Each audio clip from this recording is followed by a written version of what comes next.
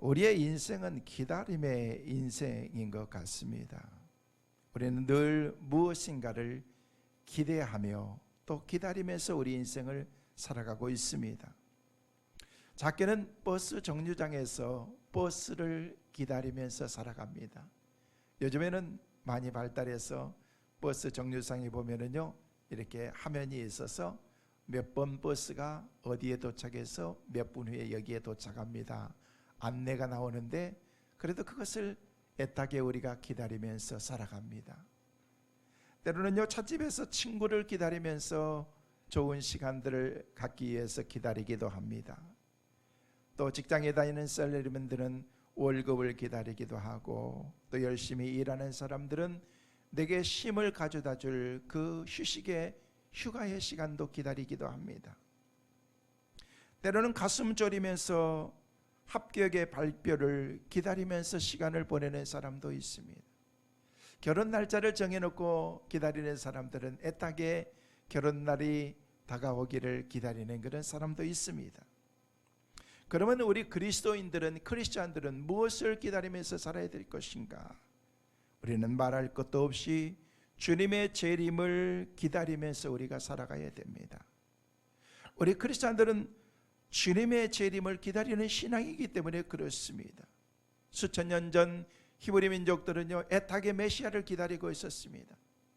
우리 이 땅에 사는 그런 우리의 삶 가운데 주님만 오시면은, 메시아이신 주님이 우리 가운데 찾아오시면은 우리의 삶의 모든 것들이 변화될 것이라고, 그리고 기대하는 마음으로 그 주님이 오시면 내 인생이 달라질 것이라고 하는 그런 그 기대의 마음이 그들에게 있었기 때문에 그들의 신앙은 메시아 사상의 신앙이었던 것입니다.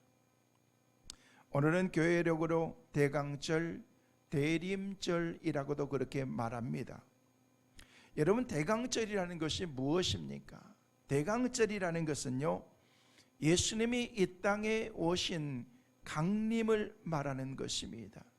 주님이 오신 것을, 강림을 가리켜서 어드벤트라고 얘기하고 있는데, 이것을 가리켜서 도착했다, 마치 버스가 정류장에 도착한 것을 어드벤트라고 그렇게 말하는 것입니다. 그건 강림인 것입니다. 이 강림이라는 말이 라틴어로 어드벤투스라는 그런 그 말에서 파생된 그런 말인데, 이 어드벤투스라는 그런 그 말의 강림이라는 말은 그리스도의 오심, 예수 그리스도가 이 땅에 우리 가운데 오셨다는 것을 어드벤투스라고 그렇게 말하는 것입니다. 그래서 예수님이 이 땅에 오시는 그 강림을 시작해서 바로 이 세상에 새로운 시작이 AD라고 하는 그런 그 시작이 거기서부터 시작이 된 것입니다. 그래서 오늘은 2020년 11월 29일 우리 주님이 오신 그 날이 2020년 11월이 되었다라는 그런 얘기인 것입니다.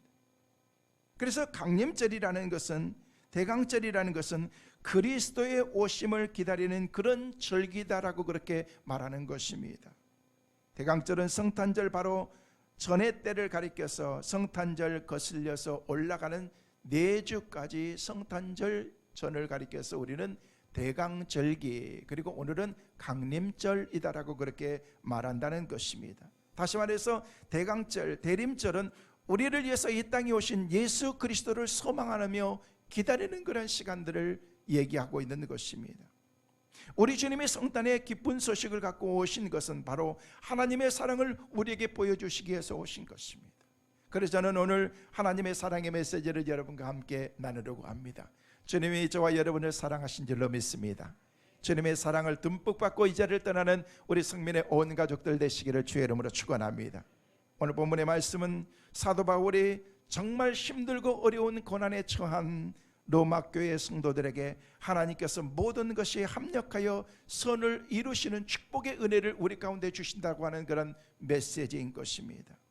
당시 로마 교회 성도들은요, 다른 어떤 교회 성도들보다 더 심한 박해 가운데 살았습니다. 그 당시에 우리 주님이 오시고 난 다음에 40여 년이 지난 다음에 글라우디오라고 하는 그런 그 황제가 왕이 되면서 그리스도인들을 위한 박해가 얼마나 심했던지, 예수 믿는 사람들을 잡아다가 사자의 밥이 되게 만들고, 굶주려서 죽게 만들고, 사지를 찢어서 죽이고, 그리고 불에 태워서 화형시키고, 십자가에 매달아 죽이는 그런 비참한 그런 현실들이 그 당시에 있었다는 것입니다. 당시 노마의 국교를 그리스도의 예수 믿는 그런 그 국교로 삼았던 그런 그 신앙 가운데 있었는데도 그들에게 당한 그런 그 힘들고 어려운 그런 것들은요, 이루 말할 수 없이 많았던 것입니다. 그래서 로마에서 유대인들은 먼 곳으로 추방당하고 쫓겨다닐 수밖에 없었던 것입니다.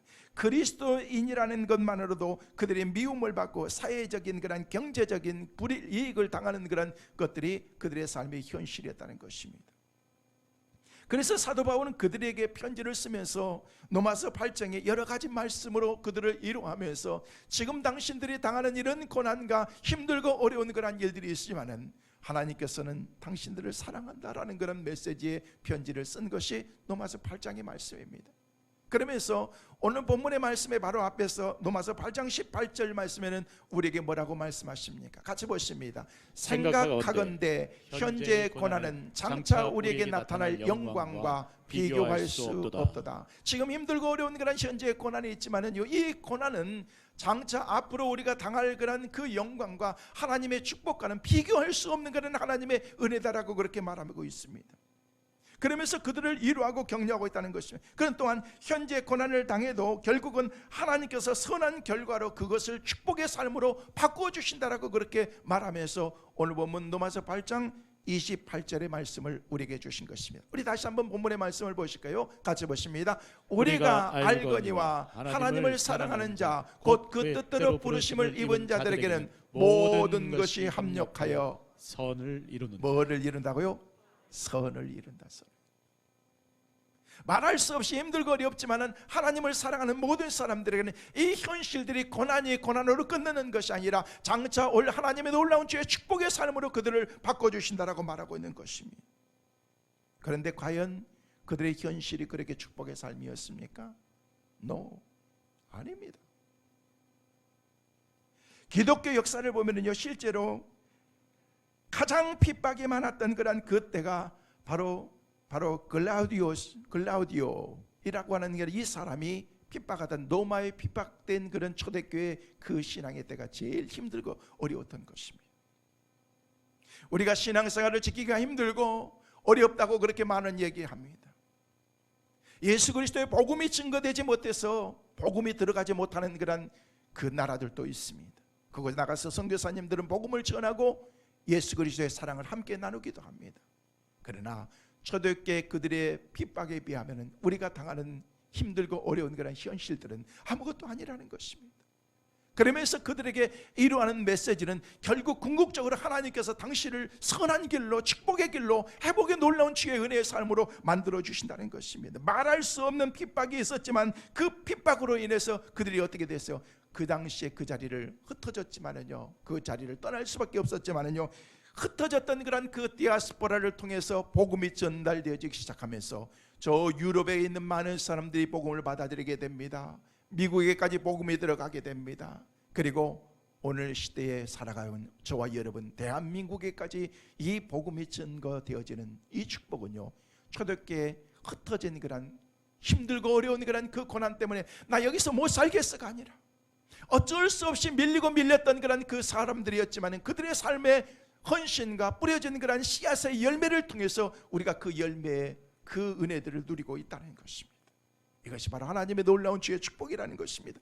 합력하여 선을 이룬다는 것, 이 고난을 통해서라도 예수 그리스도의 복음이 온 땅에 증거되어야 될 그런 하나님의 메시지가 있었기 때문에 그런 것입니다. 가장 핍박이 많았던 교회가 승리를 하고 하나님의 축복을 받아서 결국은 전 세계의 기독교가 전파되게 된 것입니다. 그러므로 사랑하는 성도 여러분, 저와 여러분이 어떤 일을 우리가 당하고 만난다고 할지라도 절대로 절망하거나 낙심하지 않기를 간절히 소망합니다. 왜냐하면 고통이 크면 클수록 축복도 크고 고난이 많으면 많을수록 더 놀라운 주의 축복의 은혜가 우리 가운데 기다리고 있기 때문에 그렇습니다. 지난 한 해 동안 정치적으로 얼마나 많이 혼란스러웠습니까? 얼마나 많은 어려움들이 많았었습니까? 경제적으로 힘들고 어려운 그런 시대를 우리가 지금 보내고 있습니다. 코로나라고 하는 그런 그 상황으로 인해서 상상도 하지 못했던 그런 일들이 우리에게 있었고, 지금도 우리가 겪고, 앞으로도 언제까지 이 일들을 우리가 맞이하면서 우리가 같이 가야 될지 모르는 그런 현실들 앞에서 개인적으로 재난을 당하기도 하고, 힘들고 어려운 그런 일들을 당하기도 하고, 사업을 하는 사람들이 사업을 접어야 되는 그런 상황 가운데 있기도 하고, 가게 하는 사람들이 매출이 줄어서 힘들고 어려운 가운데 있는 그런 현실들을 보면서 참 안타까운 그런 마음이 우리에게 있습니다. 하나님께서는 하나님을 사랑하고 당신의 뜻에 순종하고 충성할 때 문제보다도 더 큰 은혜와 축복을 우리 하나님께서는 그런데 베풀어 주신다라고 말씀하고 있는 것입니다. 성도 여러분, 힘들고 어렵지만 이 소망의 메시지를 붙들고 살아가는 우리 모두가 되시기를 주의 이름으로 축원합니다. 때는 우리 삶 가운데 기쁠 때도 있었습니다. 그러나 슬플 때도 있었습니다. 성공할 때도 있었습니다. 실패할 때도 있었습니다. 내가 뭔가를 이루는 그런 합격할 때도 있었지만 불합격해서 낙방될 때도 있었습니다. 모든 것이 잘 돼서 순탄할 때도 있었지만은요, 모든 것이 안 돼서 어려움을 겪을 때도 있었습니다. 건강한 사람이 있는가 하면은요, 병약해서 병원에 어쩔 수 없이 들어가는 그런 그 상황 가운데 있기도 했다는 것입니다. 중요한 것은 우리가 하나님을 사랑하고 하나님의 부르심에 충성을 다해서 믿음으로 나가기만 하면은 하나님께서 문제보다도 더 크고 넘치는 축복과 은총을 우리 가운데 베풀어 주신다는 것입니다. 여러분, 이 사실을 분명히 믿으시기를 주의 이름으로 축원합니다. 하나님께서 우리에게 약속해 주신 약속의 말씀이기 때문에 그런 것입니다. 그러므로 사랑하는 성도 여러분, 하나님을 사랑하시길 바랍니다. 하나님의 부르심에 순종하시길 바랍니다. 하나님의 말씀대로 순종하시길 바랍니다. 하나님께서 더 큰 놀라운 은혜와 축복으로 우리를 인도해 주신다는 것입니다. 그래서 모든 것을 합력하여 선을 이루어 주시는 하나님을 우리가 깨닫고 믿으면 그 말씀이 우리에게 큰 축복으로 돌아온다게 하는 그런, 돌아오게 된다는 오늘 본문의 말씀인 것입니다. 세월이 정말 빨리 지나간 것 같습니다. 이제 이틀만 있으면 올 마지막 달인 12월을 우리가 맞이하게 됩니다. 11월 지나면서 12월을 우리가 맞이하면서 우리 마음속에 여러 가지 많은 그런 생각들을 갖게 합니다. 제 자신을 돌아보면서 올 한 해 코로나라고 하는 그런 힘들고 어려운 그런 삶 가운데 있었지만 올 한 해를 나는 어떻게 지냈는가? 돌이켜봤을 때 모든 것이 하나님의 은혜요, 주님의 인도하심과 함께 하셨던 그런 축복이라는 그런 생각과 믿음의 고백을 하지 않을 수 없었습니다. 그래서 속히 지나가는 그런 우리의 시대를 가리켜서 시편 90편 10절 말씀에는 우리에게 뭐라고 말씀하십니까? 같이 한번 보실까요? 우리의 연수가 70이요 강건하면 80이라도 그 연수의 자랑은 수고와 슬픔뿐이요 신속히 가니 우리가 날아가나이다. 여러분, 이건 모세가 고백한 모세의 고백입니다. 시편에 나와 있는 고백이지만 모세의 고백인 것입니다. 내 인생의 삶을 돌이켜보니까 연수가 잘 싸면 70이고 건강하면 80이라도 그 연수의 자랑은 내 삶 가운데서 수고하는 것뿐이었고 슬픔뿐이었다. 이게 바로 우리의 인생이었다는 것입니다. 그런데 돌이켜보니까 내 인생이 신속히 날아가는 것처럼 내 인생이 날아가 버렸다. 인생의 항원의 시간에 고백하는 그런 그 신앙의 사람의 고백이라는 것입니다. 이런 사실을 깨닫고 모세는 이어서 그가 고백하기를, 그 뒤에 시편 90편 12절 말씀에는 우리에게 뭐라고 말씀하십니까? 같이 보십니다. 우리에게 우리날 계수함을 가르치사 지혜로운 마음을 얻게 하소서.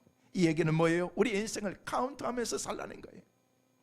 우리 인생을 아무런 그런 생각도 없이 사는 것이 아니라 하루하루, 한 달, 두 달, 1년, 2년 그렇게 살면서 내 인생을 정말로 한 해 한 해를 의미 있게 내 인생을 살지 않으면요, 우리 인생은 날아가 버리는 그런 우리의 시간에 불과하다는 것입니다. 이것이 바로 모세의 고백이었던 것입니다.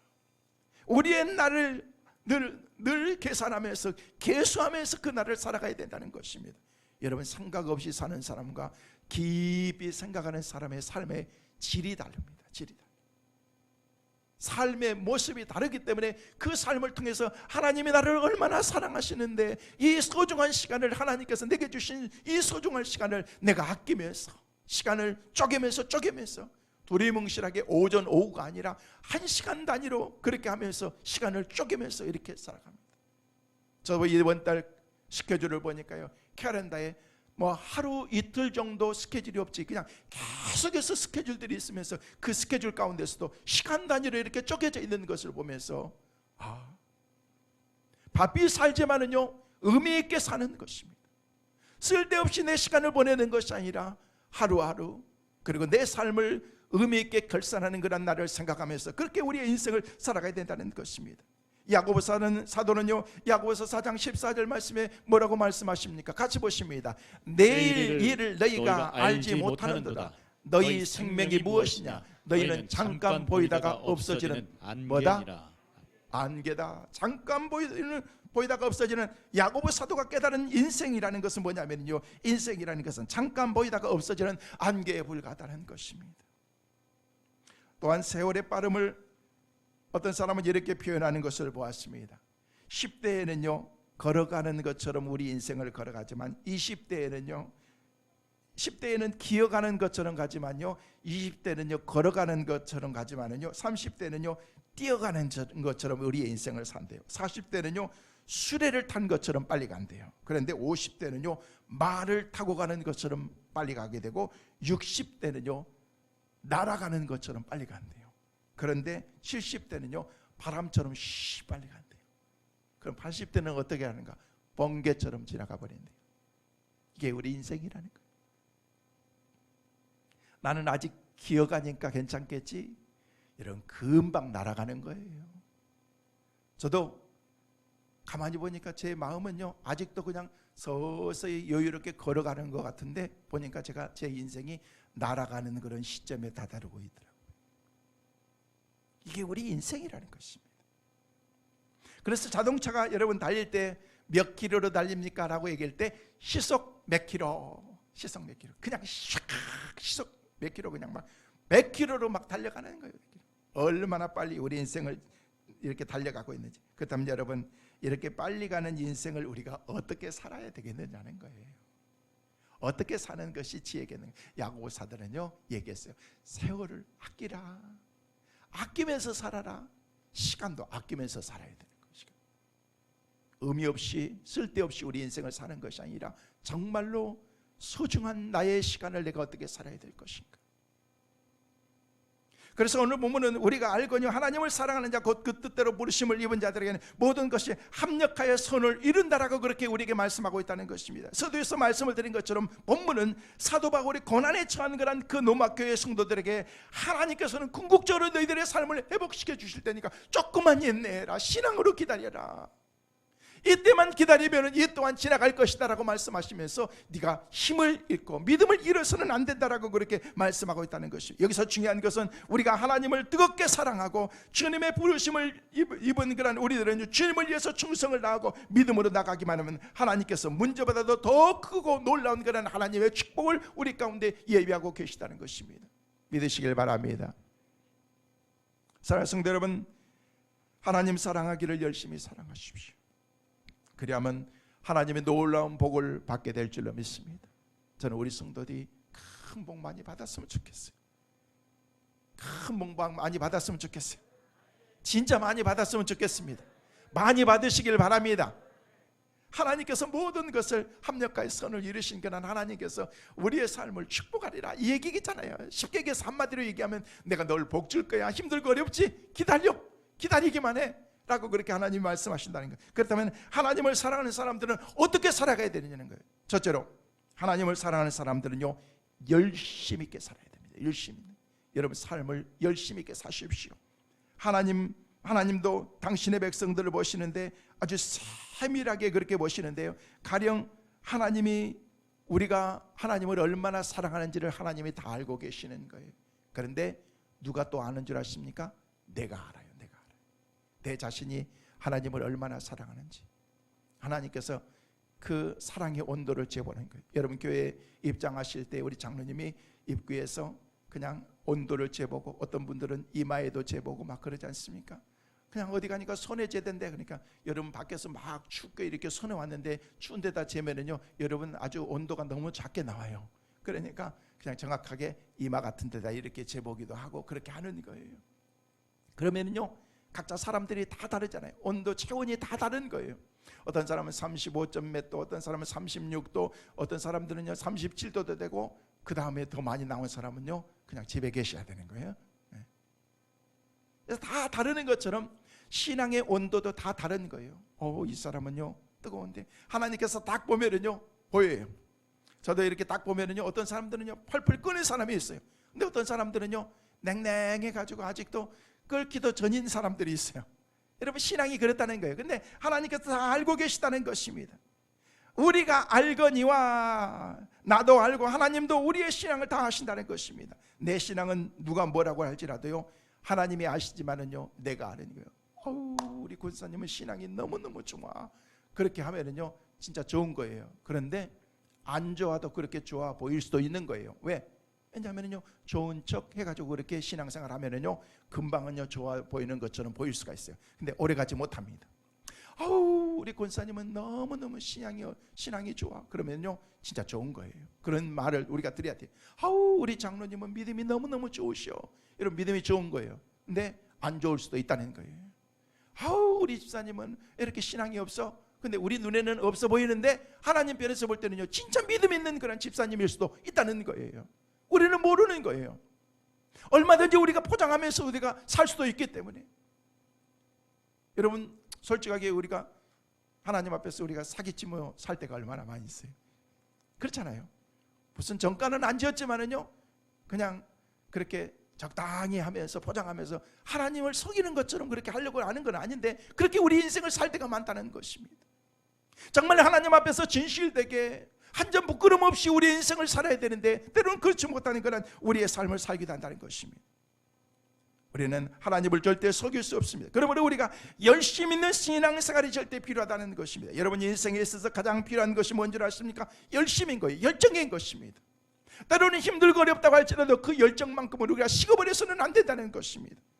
미국의 어떤 사람이요, 오늘 본문의 로마서 8장 28절의 말씀을 자기의 신앙의 표준으로 삼고 살다가 정말 하나님 앞에서 놀라운 주의 축복을 받은 사람이 있습니다. 그분의 인생의 경력을 한번 보시겠습니까?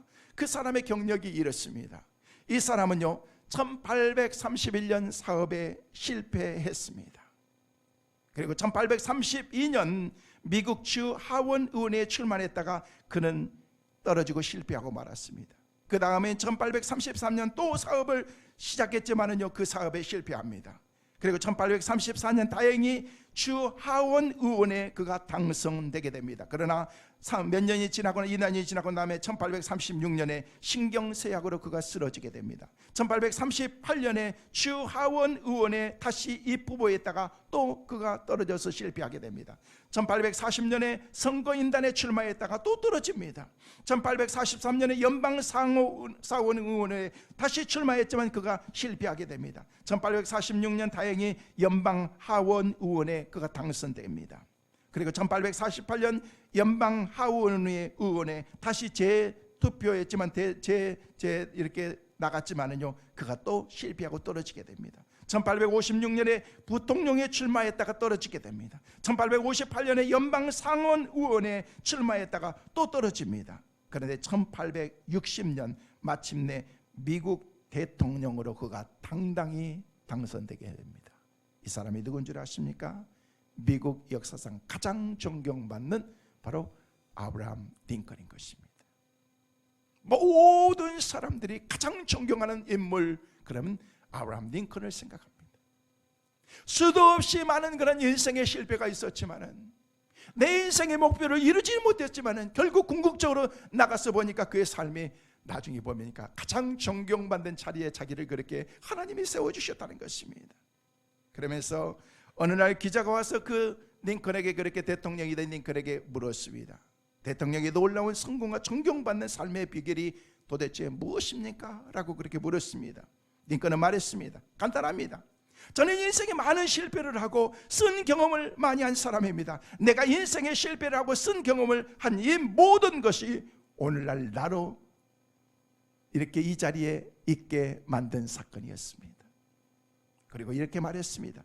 내가 어릴 때 우리 어머니께서 어머니의 무릎 위에 성경을 이렇게 가르쳐 주면서 가지고 계시면서 어머니 내게 가르쳐 준 말씀이 바로 로마서 8장 28절의 말씀이었습니다.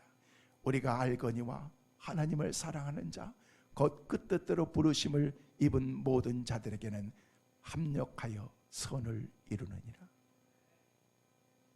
자기의 삶이 참 힘들고 어려웠던 그런 과거의 삶이 있었지만, 마치 동물처럼 취급받는 그런 그의 인생의 과거가 있었지만, 그 가운데서 결국 하나님께서 온 인류 가운데서 존경받는 그런 사람으로 그를 만들어 주셨다는 것입니다. 그렇습니다. 실패도 절망도 좌절도 패배도 이 모든 것이 합력하여 선을 이룬다는 이 말씀의 능력을 하나님께서 그에게 부어주신 것입니다. 그래서 링컨은 하나님께서 미국 역사상 가장 존경받는 사람으로 하나님께서 힘들고 어려운 가정 가운데서 그의 삶을 이렇게 바꿔주신 것입니다. 그러므로 사랑하는 성도 여러분, 우리는 주님을 바라봐야 돼요. 주님을 의지해야 됩니다.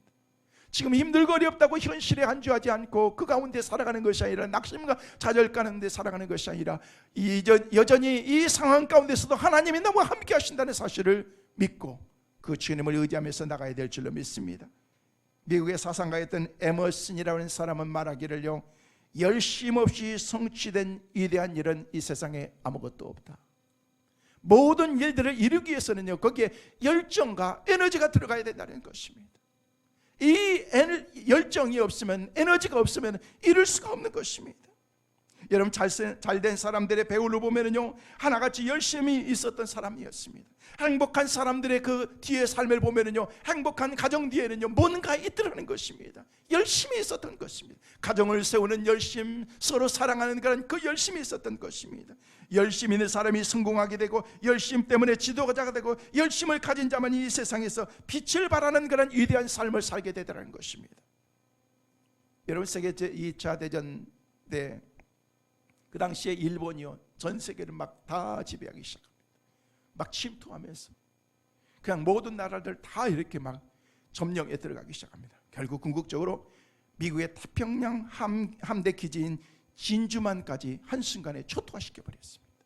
미국이 무너진 것입니다. 그런데 얼마 지나지 않아서 일본은 모든 전쟁 가운데서 항복하고 말게 되는 것입니다. 왠지 아십니까? 원인은 미국의 모든 공장들은 부품 몇 개만 쫙 바꾸면, 교체하면요, 군수품을 만들 수 있는 공장으로 항상 준비하고 있었다는 것입니다. 그들은 늘 준비하고 있었던 것입니다. 지금도 미국은요, 만일을 위해서 지금은 우주 시대를 미국이 준비하고 있습니다. 그냥 더불어서 그냥 이렇게 가고 있는 것 같지만은요, 우리가 생각하고 상상하지 못한 그런 일들을요, 내일을 준비하고 미래를 준비하고 있다는 것입니다. 여러분, 준비하지 않으면 안 됩니다. 힘들고 어려운 그런 코로나의 현실이니까 그냥 이렇게 가야죠. 아닙니다. 이럴 때일수록 기업을 팍팍 밀어주고 그냥 나라가 건강한 나라가 되어갈 수 있도록 우리가 이렇게 세워나가지 않으면 미래가 우리가 밝지 않다는 것입니다. 여러분, 늘 준비하면서 사는 것입니다. 여러분, 제주도 그러면요, 제일 먼저 생각나는 게 뭐예요? 제주도. 여러분, 뭐 바람 말도 있겠지만 제주도 제일 생각나면요, 저는요, 귤이 생각나요. 귤. 제주도 귤이 얼마나 유명합니까? 제주도 감귤. 그러면은요, 옛날에는요, 제주도 귤을요, 귤나무라고 하지 않고 대학나무라고 그렇게 얘기했대요. 이게 하도 수입이 좋고 그렇기 때문에 몇 나무만 있으면 대학을 보낼 수 있는 그런 그 자본이 될 수 있기 때문에 그런 것입니다. 그런데 이제 귤이 막 맛있게 그렇게 우리가 먹고 그러는데, 이게 수입품들이 막 오렌지라든지 막 이런 것들이 들어오면서 귤이 이제 점차적으로 인기가 떨어져 가면서, 그러면서 그 사람들은요, 인기가 떨어지니까 그냥 이대로 말지 하는 게 아니고, 그 사람들은 뭔가 새로운 걸 개발하는 거예요. 그게 뭔 줄 아십니까? 제주도에 가면은 요즘 귤보다도 더 인기 있는 게 한라봉입니다. 보셨어요? 이게 한라봉입니다. 한라봉이 나오고 난 다음에 또 나중에 갔더니 무슨 천혜향이라고 그렇게 나왔어요. 이게 한라봉하고 천혜향하고는 좀 다른데, 이게 맛도 다르더라고. 보니까 이게 귤도 아닌 게, 이게 오렌지도 아닌 게, 이게 뭔지 모르겠지만은요, 이렇게 가만히 보니까 이렇게 그들은요, 여기서 이렇게 끝나는 게 아니라 뭔가를 새로 개발하고 준비한 거예요. 저는요, 이곳에 살면서 제 주소가 서울 특별시 금천구잖아요.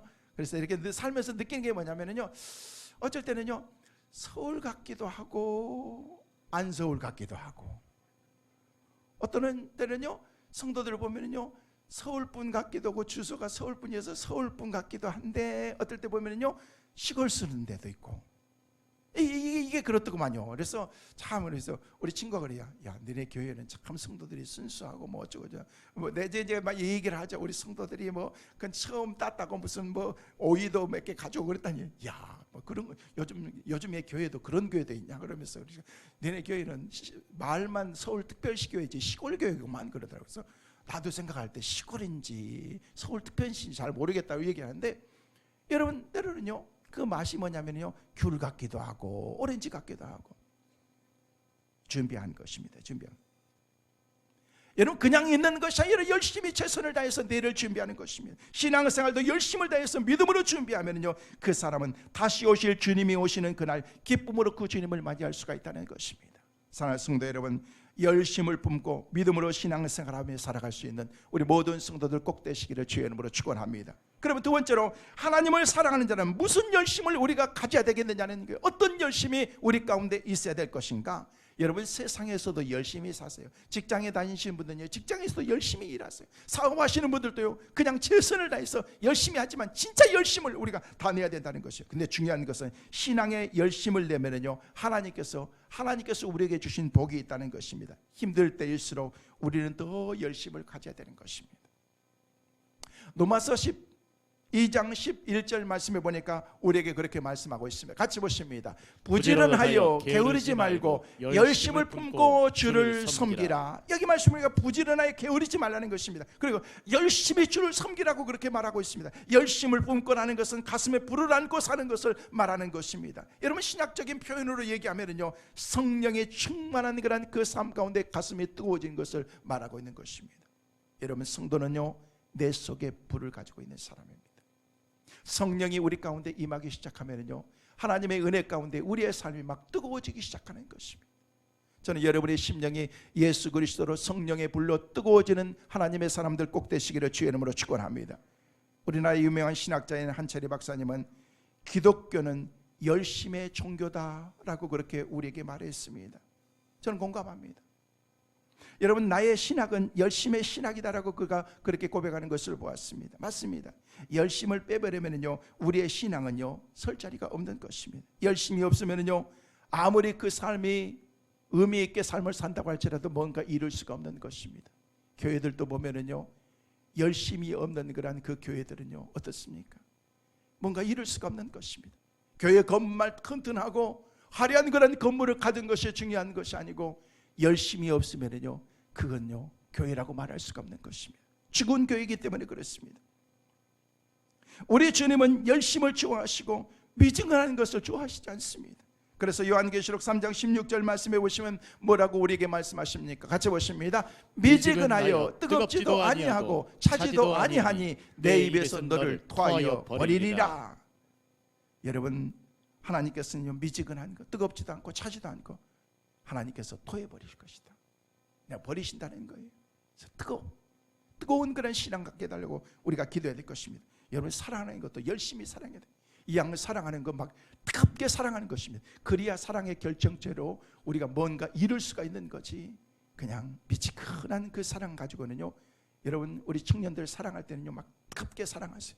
그래서 그래야 내가 누군가를 만나서 뭔가 결혼도 이루어지고 그러는 거지 상대방이 나를 사랑해 주기를 바라지 말고 뜨겁게 서로 사랑하는 것입니다.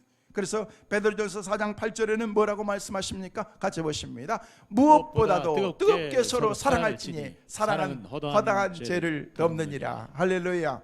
여러분 사랑하게 되면요 모든 죄까지도 덮게 된다는 것입니다. 여러분 소설이나 영화나 드라마나 거의 모든 것들을 보면 다 사랑 얘기들을 많이 다루고 있습니다. 그러나 그 안을 깊이 한번 들여다보면요 그 사랑 얘기는요 다 온전한 사랑이 아닌 것들을 많이 보게 됩니다. 병든 사랑, 상처난 사랑, 불륜의 사랑, 잘못된 사랑, 이런 것들을 많은 사람들에게 보여주면서 이게 진리인 것처럼 바른 사랑인 것처럼 그렇게 얘기하는데 이게 아니라는 것입니다. 여러분 오늘 시대는요 사랑이 없다고 얘기하는데 아닙니다. 사랑은 많습니다. 온전한 사랑이 없는 거죠. 진실된 사랑이 우리 가운데 없는 거죠. 이 사랑이 없기 때문에 그냥 팔팔 끓는 냄비에서 금방 끓었다가 금방 식어버리는 것처럼 그런 사랑이 되어버리고 만 것입니다. 오늘날 사회는 점점 사랑이 식어가고 있습니다. 메말라가고 있습니다. 다른 사람에 대한 그런 배려는 조금 더 없어집니다. 내 자신만 생각하는 그런 그 마음이 우리 마음속에 있다는 것입니다. 여러분, 때로는요 우리가 부족한 그런 그 모습으로 살아갈 때에 때로는요 다른 사람에게 그 모습이 불편하게 보일 수도 있습니다. 그러나 이해해 주는 것입니다. 요즘 코로나 시대로 인해서 사회가 얼마나 경계가 심합니까? 서로 만나는 것도 친한 친구들도 만나가지고 엊그제 목사님들 한 20여 명 만났는데요, 목사님들이 와서 인사하는데 마스크 다 쓰고 난 다음에 거기다 어떤 분들은 모자까지 썼는데 이분이 막 그냥 어떤 분인지 그냥 잘 모르겠더라고요. 여러분, 그 모습은요 그냥 텔레비에서 어떤 그냥 어디에 들어가시기 전에 그 모습 같은데 그 모습을 안 나와가지고 악수하자니까 주먹을 딱 쥐고 나한테 주먹질을까지 다 하시더라고요. 그래가지고 아니 주먹은 무슨 주먹이냐고. 그래서 내가 그랬어, 최고. 그랬더니 이거보다는 이게 훨씬 낫다고 그랬어. 양하려면은 최고 이렇게 하면서 했더니 이거 좋은 것 같다고, 좋은 거 배워간다고. 그래요. 아니 마스크 끼고 모자까지 써가지고 눈만 딱 나가지고 누구세요? 그런데 여러분, 얼마나 경계가 심합니까? 사람들을 만나는 것이 두렵습니다. 우리나라 인구들 가운데 벌써 이제 내가 코로나에 걸린지도 모르고 이렇게 걸렸다 낫고 그래가지고 이렇게 항체가 생긴 분들이 점점 늘어난대요. 군인들을 상대로 해가지고 조사했는데 많은 사람들이 이렇게 항체가, 본인들은 걸린지도 모르는 거예요. 젊은 사람들은 왔다 가기도 하고 그렇게 하니까. 어느 아픈 그런 그 마음을 갖고 글을 쓴 분의 얘기를 들었습니다. 얼마 전에 큰 대기업에 다니는데 자기가 코로나에 걸리게 된 거예요. 코로나 걸려가지고 이제 병원에 들어가서 입원을 하고 치료를 하겠는데 마땅한 치료가 없는 거죠. 열나면 해열제 먹고 떨어뜨리고 시간을 기다리는 거예요. 2주 정도 지나고 난 다음에 다시 검사를 했더니 이제 코로나에서 낫게 되었다는 거예요. 그런데 곧바로 퇴원을 안 시켜주고 조금 더 시간을 보내고 난 다음에 다시 검사하고 난 다음에 여전히 괜찮고 열도 없고 그러니까 퇴원해서 일상의 삶으로 돌아갔습니다. 그리고 난 다음에 괜찮으니까 회사에 출근을 했습니다. 근데 중요한 것은 회사에 출근했는데 아무도 자기 옆에 오는 사람이 없더래요. 자기하고 얘기하는 사람도 한 명 없더래요. 식사 자리에는 더더욱 아무도 자기 옆에 오지도 않더래요. 이 사람이 너무너무 충격을 받은 거예요. 자기가 무슨 큰 못쓸 전염병에 걸려가지고 지금 있는 것처럼 사람들이 주위에 가까운 사람들도 오지도 않고 말도 걸지 않더라는 것입니다. 그러면서 경계를 하면서 그런 삶 가운데 견디다 못해서 자기가 직장을 그만두고 나올 수밖에 없었는데 막상 나왔는데 뭔가를 해야 될 것 같아서 다른 일을 찾는데 아무 일도 찾을 수 없다라는 그런 내용의 글이었습니다. 가슴이 참 아팠습니다. 여러분, 그 사람이 코로나에 걸려서 병원에서 격리하고 나왔지만은요, 여러분, 그 사람은 이제 안전한 사람인 거예요. 저나 여러분이 위험한 사람들인 것입니다. 왜? 우리는 안 걸렸기 때문에, 아직 항체도 없기 때문에, 그 사람은 걸렸다 나았기 때문에 항체가 있어서 이제는요 안전한 거예요.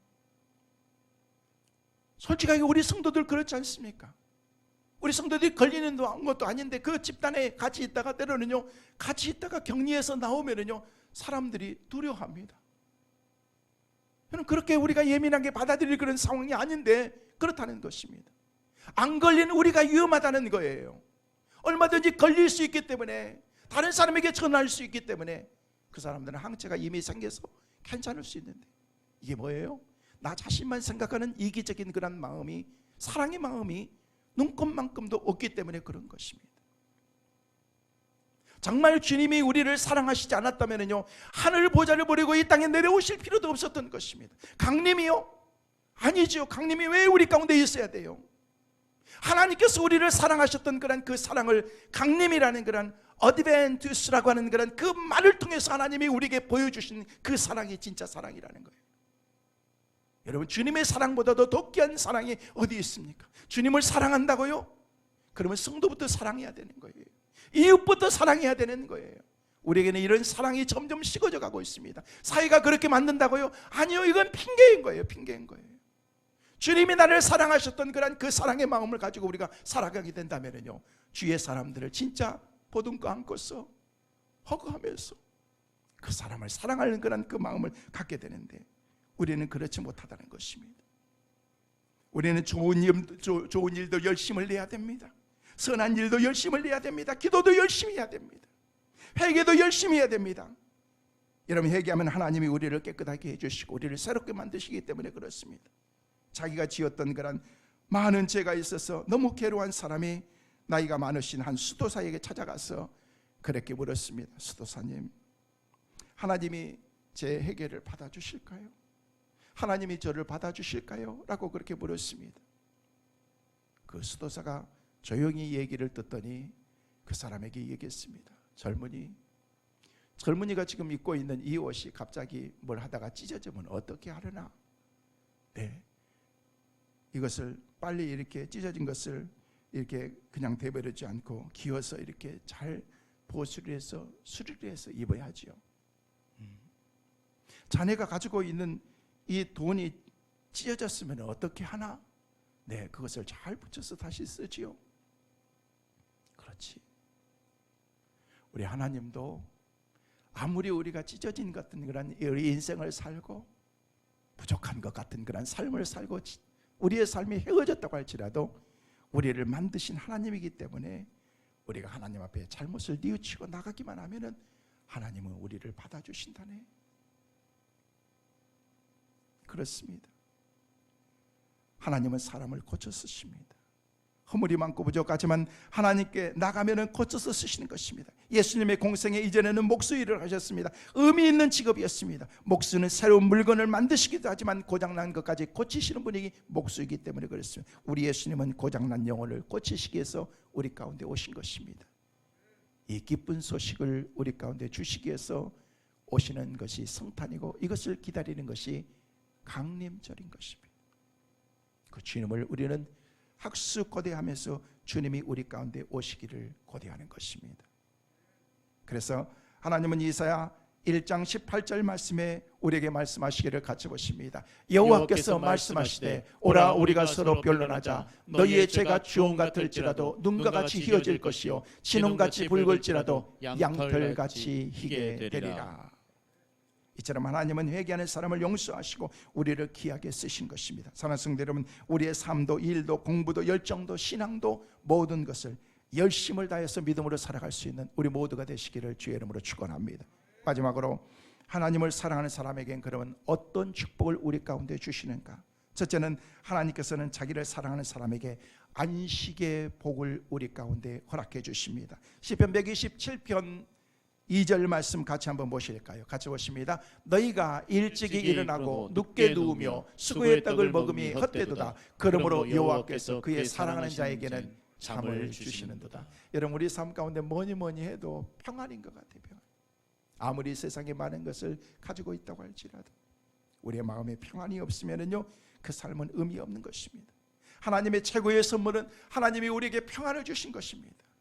내가 너에게 평안을 주노라. 우리 주님께서 이 땅에 오신 것이 하늘에는 영광이고 이 땅에서는 사람들 중에 뭐다? 평화다라고 그렇게 말했어요. 하나님께서 이 땅에 인간의 몸을 입고서 오신 예수 그리스도가 나심이 하나님께는 영광, 우리에게는 평강으로 우리 주님께서 오셨다는 것입니다.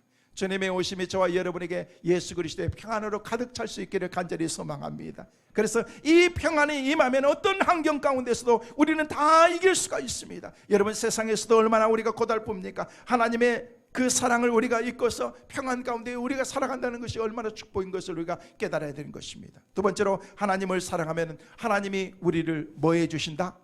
보호해 주신다는 것입니다. 시편 145편 20절 말씀 같이 보십니다. 여호와께서 자기를 사랑하는 자들을 다 보호하시고 악인들을 다 멸하시리로다. 하나님께서 사랑하는 사람들을 보호해 주신다는 것입니다. 다니엘은 사자굴 속에 하나님께서 보호해 주셨습니다. 다윗은 원수에게서 하나님이 보호해 주신 것입니다. 하나님이 저와 여러분의 삶을 보호해 주시는 축복의 은혜가 있게 되시기를 주의 이름으로 축원합니다. 세 번째로, 하나님을 사랑하면은요, 재물의 복을 받습니다. 할렐루야. 잠언 8장 21절 말씀 같이 보십니다.